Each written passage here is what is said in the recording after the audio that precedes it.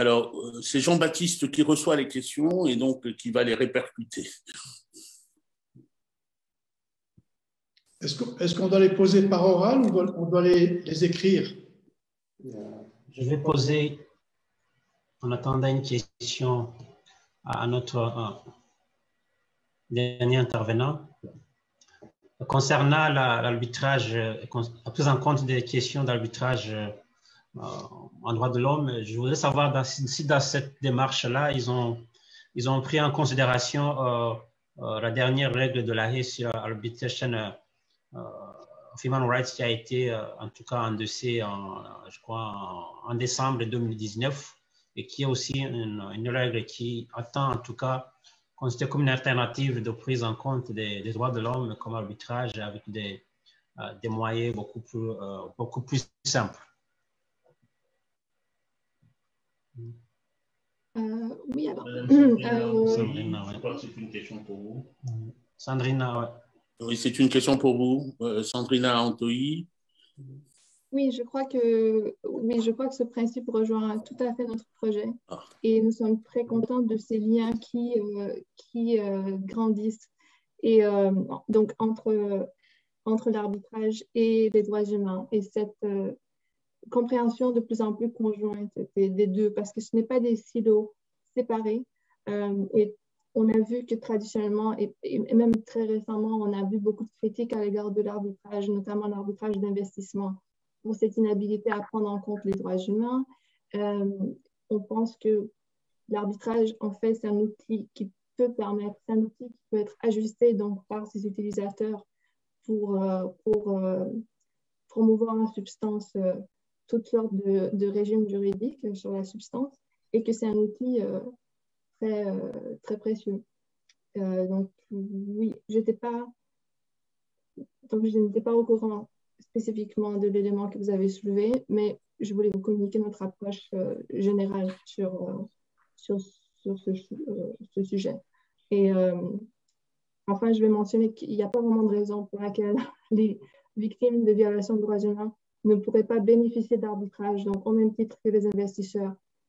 On a vu que pour les investisseurs, ça leur a donné un mécanisme pour bypasser de manière très rapide beaucoup d'obstacles qui autrement existent. De la même manière, on pourrait élargir ça aux victimes de droits humains et accélérer donc la reconnaissance de leurs droits. J'espère que ça a répondu à votre question. Merci, je crois que très bien. Est-ce qu'il y a une autre question? Moi, j'en aurais une. Oui, cher collègue. Merci, Monsieur le Président. En fait, je voulais peut-être rebondir sur la question qui vient d'être posée à l'adresse de Sandrina. Votre projet est très généreux et je dirais même très révolutionnaire, mais je me pose quand même la question de savoir comment obtenir ce consentement des parties, en particulier des parties, à ce que les individus puissent accéder à l'arbitrage international. À mon sens, ça c'est le principal écueil. Comment amener les parties, comment amener les États, les entreprises concernées à accepter ce droit d'accès à l'arbitre. Et j'aimerais savoir quelle stratégie vous avez adoptée pour sensibiliser justement les parties prenantes à cette question. Le deuxième point est de savoir quelle est la valeur ajoutée. Quelle serait la valeur ajoutée de la création d'une institution spécialisée dans la gestion des arbitrages relatifs aux problèmes posés par les droits humains en mer. Ça, c'était une question à l'adresse de Sandrine. J'en aurais une autre. Je n'ai pas de question à l'adresse du professeur de Nanteuil, mais j'aurais juste une ou deux observations à faire. Le professeur de Nanteuil a parlé justement de ce phénomène d'érosion, de la prévalence de l'économie sur la protection des droits de l'homme. Il a mentionné, dans le cadre africain, il a mentionné les expériences faites dans le cadre de la SADC. J'ajouterais en fait une autre expérience qui a été faite dans le cadre continental africain, c'est celle de l'adoption du Code panafricain des investissements. Le Code panafricain des investissements contient un article 24 relatif à la responsabilité sociale des entreprises. Et ça, c'est l'article principal. Mais il y a également d'autres dispositions relatives aux droits du travailleur, relatives à la nécessité de protéger l'environnement.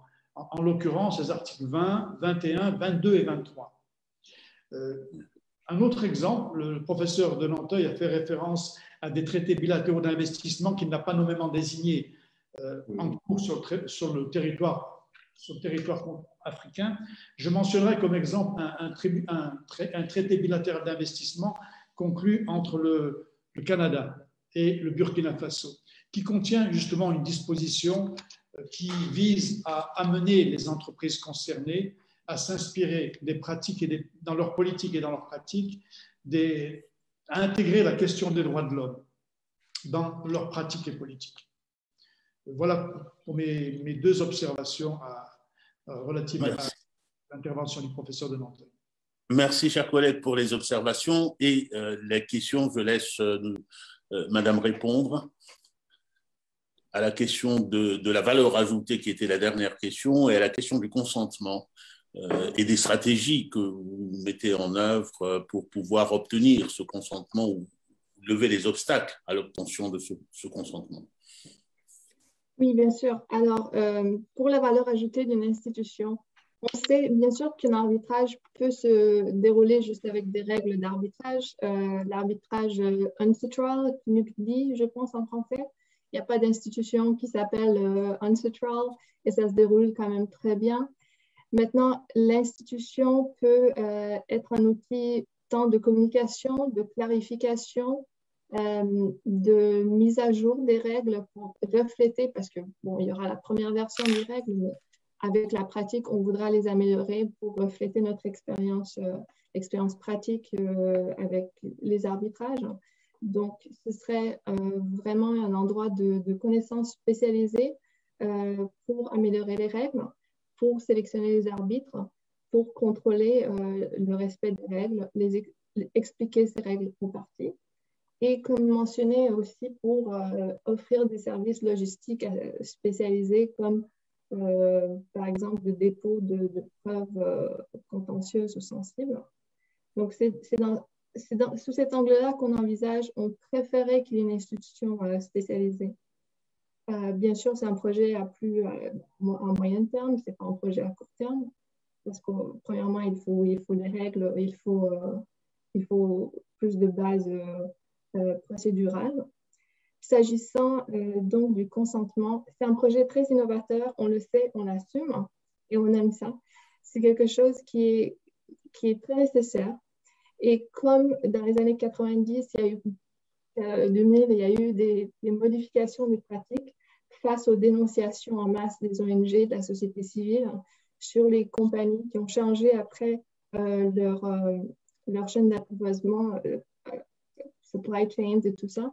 On pense qu'avec la bonne recette, donc de communication, de mobilisation publique, de pression et de collaboration avec des acteurs du système financier, en profitant aussi de cette tendance actuelle qui est à la responsabilité sociale des entreprises, on constate, même avec nos clients, qu'ils sont de plus en plus concernés par tout le système qui passe dans leur supply chain, dans leur chaîne d'approvisionnement. Donc, tant leurs services juridiques, leurs services comptables, que les compagnies avec lesquelles ils font affaire pour le transport maritime. Donc, c'est cette pression-là que les consommateurs aiment bien voir, ces pratiques-là soutenues par les entreprises qu'ils soutiennent à leur tour. On veut profiter de cette tendance pour faire passer ce projet qui est en ce moment, oui, ambitieux, mais tout a commencé quelque part. Merci. Alors, en attendant d'autres questions et le retour de M. Foucault-Tafou, il y a peut-être une question, peut-être observation à propos de votre intervention, mais aussi à notre collègue de Nanteuil, sur le corpus normatif. Vous avez dit, nous avons fait un choix, c'est les droits humains, pas le droit du travail, pas les autres aspects juridiques. J'imagine que vous êtes en train de travailler actuellement sur le corpus de référence s'agissant des droits humains, mais comment comment arrivez-vous à isoler les droits humains des autres règles juridiques qui sont favorables aux personnes, notamment, par exemple, le droit social que vous avez exclu, le droit de l'OIT, par exemple, comprend un certain nombre de normes qui sont qualifiées par l'OIT, l'Organisation internationale du travail, comme normes fondamentales de droits humains. Donc, on a ça aussi dans le droit social. Et ça, c'était ma première question. Et la deuxième, c'était à notre collègue de Nanteuil. Est-ce que les références, les clauses que vous avez évoquées tout à l'heure, ma question porte sur leur densité normative. Est-ce qu'on n'assiste pas avec ces clauses-là à un affadissement des exigences de protection des droits de l'homme, puisque dans la plupart des cas, ce ne sont pas des transcriptions littérales des instruments de protection des droits de l'homme avec tous les éléments de renforcement qu'on trouve dans la jurisprudence. Par exemple, la RSE, la règle de la RSE, ce sont des normes auto-créées. Et est-ce qu'on ne court pas vers un risque que dans ce champ du droit international économique, ce dont on parle comme droit humain va se rapporter à des normes qui présentent des exigences moindres que dans le système international général?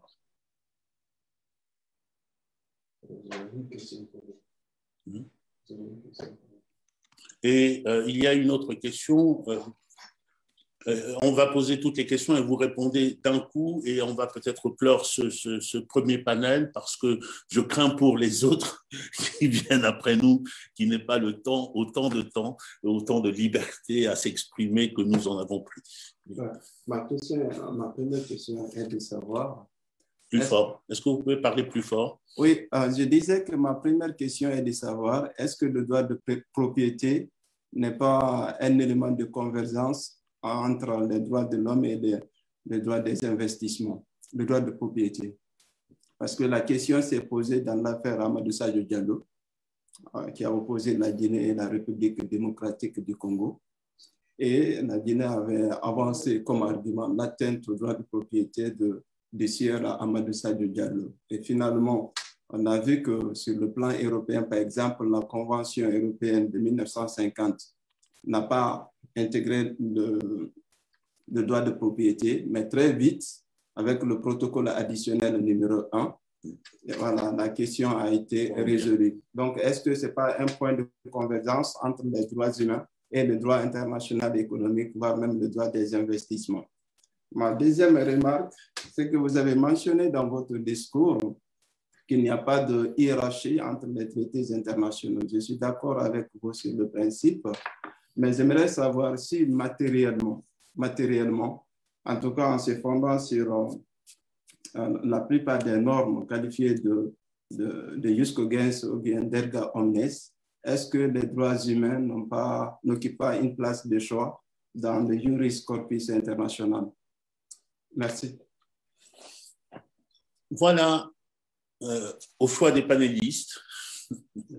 Je crois que c'est surtout notre collègue de Nanteuil qui a été interpellé à plusieurs reprises.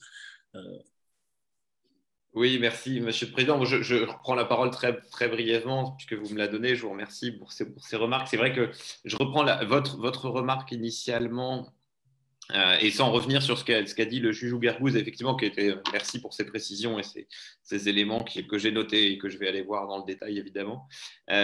Votre préoccupation, Monsieur le Président, est à mon avis tout à fait légitime, effectivement, celle d'un affadissement des droits de l'homme ou une espèce de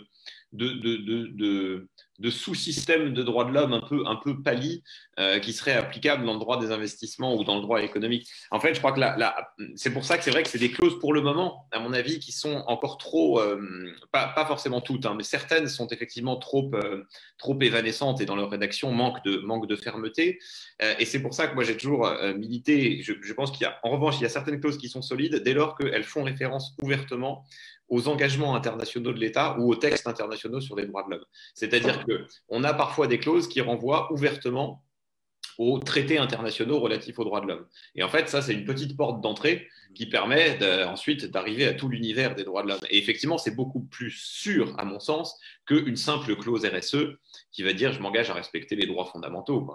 Et je crois qu'il faut bien faire la distinction entre les clauses qui un peu font référence à un concept autonome qui, à mon avis, est un peu dangereux parce que c'est une version affadie, et les clauses qui renvoient directement à l'existant, qui, elle, pour le coup, renvoient du coup à tout ce qui se fait par ailleurs. Et c'est ce qu'avait fait, encore une fois, le tribunal dans Al-Warak au sujet du traitement juste et équitable. Il avait vraiment utilisé la pratique des organes internationaux de protection des droits de l'homme. Et je trouve que ça, c'est vraiment une approche intéressante, même si ensuite, sur le raisonnement lui-même, il y a peut-être des choses à redire. Mais il faut effectivement être très prudent sur cette approche-là.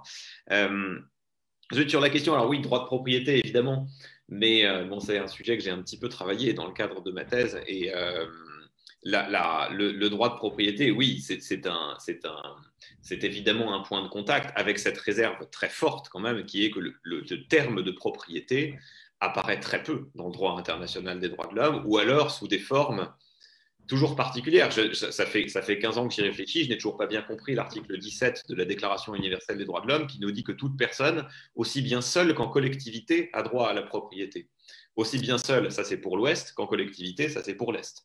C'est comme ça que je la comprends, la déclaration de 1948. Mais comment on fait concrètement? Alors c'est intéressant, en même temps on pourrait en discuter très longuement, mais la propriété privée, au sens du code civil, au sens de droit libéral individuel, comme droit international reconnu par les droits de l'homme, je ne suis pas absolument sûr de moi. Et puis, c'est vrai que quand on regarde même entre la Convention interaméricaine, la Convention européenne, la Charte africaine, les termes même sont pas tout à fait les mêmes. L'interprétation qui en est faite n'est pas la même. La jurisprudence de la Cour interaméricaine est très intéressante à cet égard. Donc, c'est pour ça que... voilà, à la limite, le droit au respect des biens, et dans la CEDH, c'est intéressant aussi. Mais le terme de propriété est quand même très, très connoté. Et c'est pour ça que oui, alors, ça peut être un point de convergence, en tout cas parce que l'expropriation est encadrée à peu près dans les mêmes conditions. Mais avec cette petite réserve quand même qui est que c'est un droit très idéologisé. Et alors ensuite, effectivement, les termes, vous faites référence au jus cogens ou aux normes erga omnes. Oui, pourquoi pas, là c'est pareil, une réserve qui est que d'une part, il faut réussir à qualifier ces normes d'erga omnes, c'est ça, le président Akanji Combé en parlait tout à l'heure, Barcelona Traction, la non-discrimination comme norme erga omnes, effectivement, c'est tout à fait incontestable et c'est tout à fait bienvenu. Ensuite, la question que je me pose, c'est est-ce que vraiment ce sont des concepts qui introduisent une vraie hiérarchie des normes? Parce que moi, c'est des concepts qui sont assez subtils en réalité. La norme erga omnes, c'est celle qui est opposable à tous. Est-ce que pour autant, elle est suffisante pour contrecarrer un traité applicable par ailleurs? C'est comme la norme de jus cogens, c'est celle qui rend le traité qui est contraire, qui le frappe de nullité. Est-ce que pour autant, on va dire qu'un traité d'investissement est nul? Ça veut dire qu'il n'existe pas juridiquement parce que l'interprétation qui en a été faite peut conduire à indirectement une violation des droits de l'homme, etc. Enfin, ce que je veux dire, c'est que c'est des concepts qui paraissent comme ça très utiles parce qu'ils semblent introduire des rapports normatifs, ce qu'ils font en partie, mais leur utilisation, à mon avis, suppose un certain doigté, une certaine subtilité. Et compte tenu de la structure du droit international qui repose sur le consentement et des traités, etc., c'est pas aussi simple que ce qu'on pourrait penser. Mais effectivement, ensuite, voilà, il y a certaines normes de droit international, de droit impératif, l'interdiction de la torture, par exemple, voilà, ça pose aucun problème. Et là, ça pourrait s'opposer à certaines pratiques. Mais ce que je veux dire, c'est que voilà, c'est des concepts qui ont un effet parfois très radical et parfois finalement assez limité. Et donc, ça ne permet pas toujours, somme toute, de régler les conflits normatifs auxquels on peut être confronté. Merci, cher collègue. Merci.